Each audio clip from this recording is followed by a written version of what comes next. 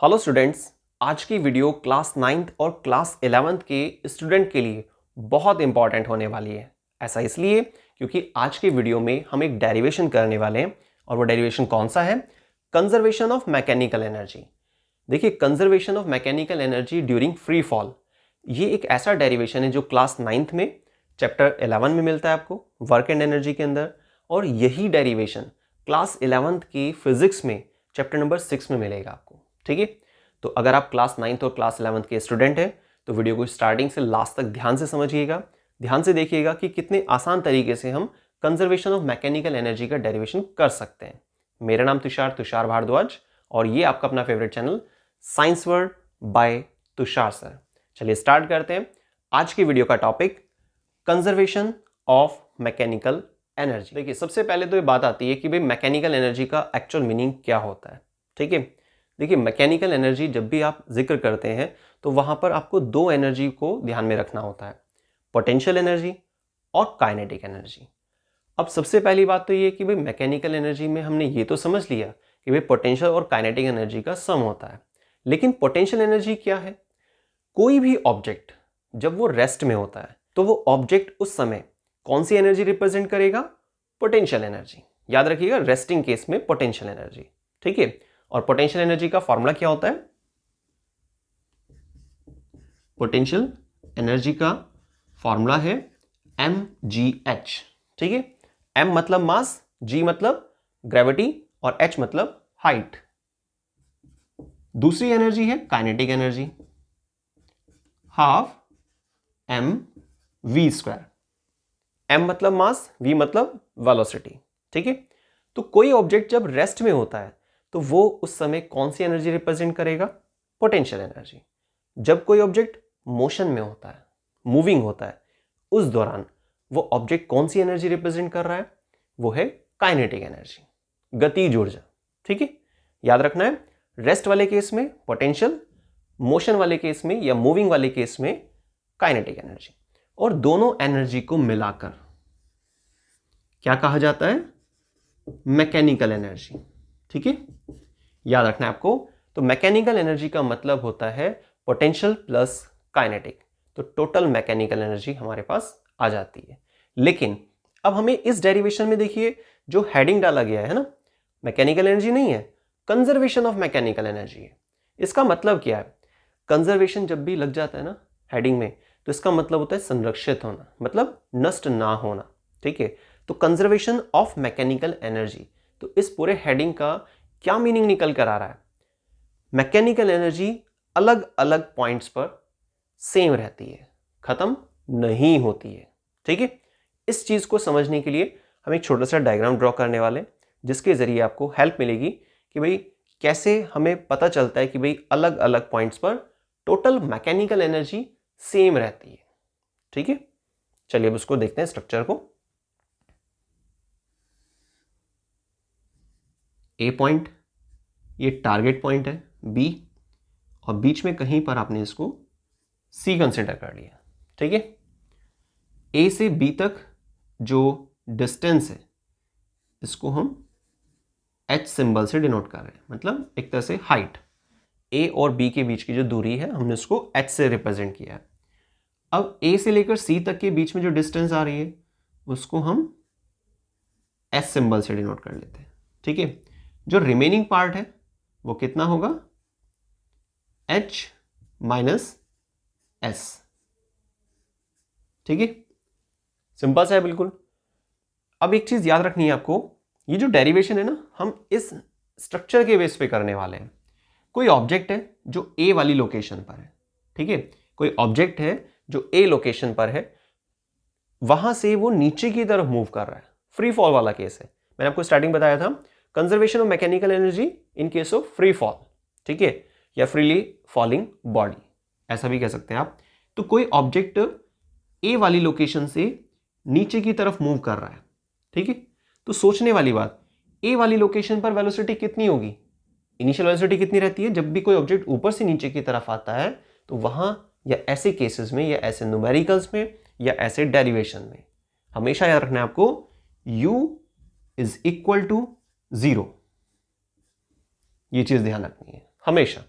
ऊपर से नीचे आने वाले केस के दौरान। तो ए वाली लोकेशन पर यू क्या है हमारे पास, इनिशियल वेलोसिटी क्या रहेगी, 0। ठीक है, जब वो ऑब्जेक्ट सी पॉइंट पर आ जाएगा तो वहां हम क्या कंसिडर करेंगे, वेलोसिटी v1। ठीक है, क्योंकि कुछ उसने वेलोसिटी गेन कर ली होगी, एक्सेलरेशन ड्यू टू ग्रेविटी, वो आपको पता है ग्रेविटी रिस्पॉन्सिबल होती है उसके लिए। ऊपर से नीचे आने के लिए आपको इनिशियल वेलोसिटी तो 0 रहती है, लेकिन धीरे धीरे क्या होता है, वेलोसिटी बढ़ती चली जाती है ग्रेविटी की वजह से।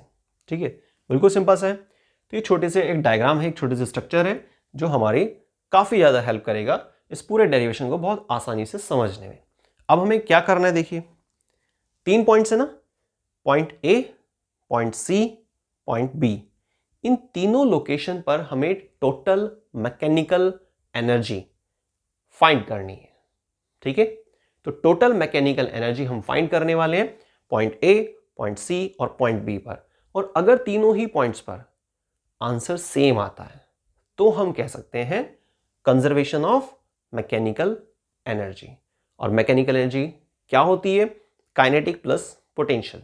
इसका मतलब ये हुआ ए पॉइंट पर काइनेटिक प्लस पोटेंशियल फाइंड करना है, सी पॉइंट पर भी दोनों फाइंड करने होंगे आपको, और बी पॉइंट पर भी आपको काइनेटिक प्लस पोटेंशियल मतलब मैकेनिकल एनर्जी फाइंड करनी है। ठीक है, चलिए अब स्टार्ट करते हैं पॉइंट ए से।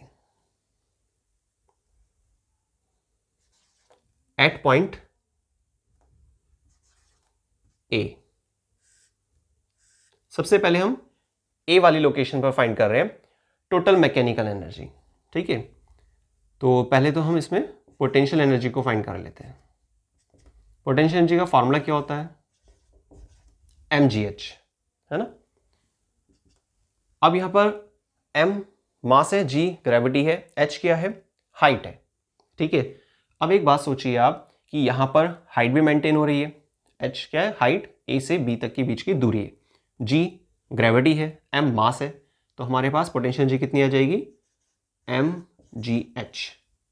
ठीक है, लेकिन अगर आप काइनेटिक एनर्जी निकालते हैं ए पॉइंट पर, तो काइनेटिक एनर्जी के लिए फॉर्मूला क्या होता है, हाफ mv² होता है। v मतलब वेलोसिटी, इनिशियल हो चाहे फाइनल हो। ठीक है, अब यहां पर वेलोसिटी तो 0 है, तो ऐसे केस में u 0 होने की वजह से क्या होगा, पहले फॉर्मूला लिख लेते हैं। ठीक है, यहां पर इनिशियल वेलोसिटी है तो इसलिए हम इसे v को u से रिप्लेस कर देंगे, तो कितना हो जाएगा, u के प्लेस पर आप 0 रखेंगे तो इस तरह से आप लिख कर दिखा सकते हैं 0 का स्क्वायर, मतलब सब चीजें 0 हो जाएंगी। ठीक है, तो काइनेटिक एनर्जी 0 हो चुकी है, लेकिन पोटेंशियल एनर्जी 0 नहीं हुई है ना। तो अब ऐसे केस में ए पॉइंट पर आप क्या लिखेंगे, टोटल मैकेनिकल एनर्जी। मैंने यहाँ पे शॉर्ट में लिख दिया, आप उसको पूरा लिखिएगा, kinetic energy plus potential energy, दोनों की वैल्यूज को आप यहां पे रख दीजिए। काइनेटिक तो 0 है, तो 0 प्लस mgh, तो फाइनल हमारा आंसर आ जाएगा mgh। ठीक है, ये फर्स्ट पार्ट हो गया, क्लियर। तो हमने इस पार्ट में ये समझा कि ए पॉइंट पर जो टोटल मैकेनिकल एनर्जी है वो क्या है, mgh। और अगर यही आंसर हमारा सी पॉइंट पर आता है और बी पॉइंट पर आ जाता है, तब हम कह सकते हैं conservation of mechanical energy in case of freely falling body. ठीक है, अब स्टार्ट करते हैं सेकेंड पॉइंट को, मतलब सी पॉइंट। एट सी, तो सी पॉइंट पर हमें टोटल एनर्जी फाइंड करनी है ना। उसके लिए देखिए हमें क्या करना होगा, पहले तो पोटेंशियल एनर्जी फाइंड कर लेते हैं। पोटेंशियल एनर्जी कितना, आपको पता है फॉर्मूला mgh होता है ना, लेकिन सी पॉइंट की बात कर रहे हैं, इसका मतलब यहां पर mg तो बात ठीक है, लेकिन h के प्लेस पे हमें क्या रखना चाहिए, सोचिए क्या रखना चाहिए हमें, भाई h तो नहीं रख सकते क्योंकि h क्या थी, a और b के बीच की जो टोटल डिस्टेंस है, जो कंप्लीट हाइट है, लेकिन हम बात कर रहे हैं किसकी, सी पॉइंट पर। तो सी पॉइंट पर जो हाइट है उसको हमें कितना कंसिडर करना होगा, वीडियो पॉज कीजिए और फटाफट से कमेंट करके बताइए कितना होना चाहिए, और उसके बाद फिर आप वीडियो को प्ले कीजिएगा और चेक करना कि क्या आपका आंसर सही है या नहीं। ठीक है, चलिए यहां पर लिखते हैं H माइनस एस। ठीक है, तो पोटेंशियल एनर्जी कितनी हो जाएगी यहां पर, mgh नहीं लिखेंगे हम, mgh माइनस एस। ठीक है, तो ये तो पोटेंशियल एनर्जी हो गई। लेकिन अब हमें निकालनी है काइनेटिक एनर्जी, क्योंकि मैंने आपको स्टार्टिंग बताया था टोटल मैकेनिकल एनर्जी फाइंड करने के लिए हमें काइनेटिक प्लस पोटेंशियल दोनों चाहिए, है ना। तो काइनेटिक एनर्जी का फॉर्मूला क्या होता है, हाफ एम वी स्क्वायर होता है। लिख लेते हैं यहाँ पर हाफ एम वी स्क्वायर। देखिए वी हमने यहाँ पे क्या कंसिडर किया था, v1, मतलब सी वाले पॉइंट पर जो वेलोसिटी है वो v1 है। ठीक है, इस तरीके से। तो अब हमें क्या करना होगा, जो इक्वेशन ऑफ मोशन है उसमें एक फार्मूला यूज करना होगा और v1 कैलकुलेट करनी है और यहां पुट कर देनी है। उसको मैं साइड में कर देता हूं। यहां पर ये फार्मूला आपने देखा हुआ है, v square minus u square is equal to 2as होता था, है ना। लेकिन ये बात चल रही है किसकी, वर्टिकल केस में, तो यहां a किस में कन्वर्ट हो जाएगा, एक्सेलरेशन ड्यू टू ग्रेविटी में। तो 2gs। s क्यों लिया मैंने भाई, a से c तक पहुंचने में उसने ये डिस्टेंस कवर किया ना, तो s लेंगे उसको। ठीक है, तो v square minus u square is equal to 2gs। यहां पर आपको एक चेंज और करना है, ये वेलोसिटी v1 करनी है, क्योंकि यहां पर हमने v1 कंसिडर किया हुआ है इसीलिए। अब आप इसको कैलकुलेट कीजिएगा, v1 का square is equal to 2gs। लेकिन u कहां गया, सोचिए, यहां पर आ जाएगा u इज इक्वल टू 0। और ऐसा क्यों, जब कोई ऑब्जेक्ट a से c की तरफ चल रहा है और c पॉइंट पर आप कैलकुलेट कर रहे हैं तो u तो 0 था, है ना। लेकिन फाइनल वेलोसिटी क्या है, v, या फिर हम उसको जो सिंबल ले रहे हैं, जैसे हमने यहाँ पे v1 ले लिया है तो v के प्लेस पर v1 आ जाएगा। लेकिन u कितना हो रहेगा हमारा, 0, वो मैंने स्टार्टिंग में भी लिखा हुआ है यहाँ पर। तो ये आपका आंसर आ गया, ये v1 की वैल्यू आ गई है। अब इस v1 की जो वैल्यू है, क्योंकि स्क्वायर है, चेंज करने की जरूरत नहीं है। अगर आप यहाँ से स्क्वायर हटाते हैं तो रूट आ जाता है, लेकिन ऐसा करने की जरूरत नहीं पड़ेगी, क्योंकि यहाँ पर भी हमें स्क्वायर में चाहिए।